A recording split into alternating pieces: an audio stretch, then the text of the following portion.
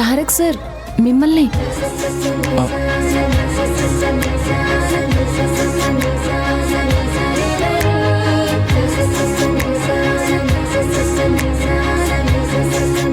నీలవేణి, ఏంటో తారక్ సార్, ఈరోజు మీ చూపులన్నీ చాలా విచిత్రంగా ఉన్నాయి.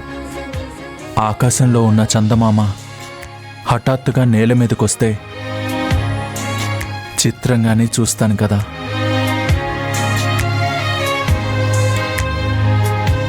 అందంగా చెక్కిన శిల్పం ప్రాణం పోసుకుని ఎదురై నడిచొస్తూ వస్తూ ఉంటే విచిత్రంగానే అనిపిస్తుంది కదా.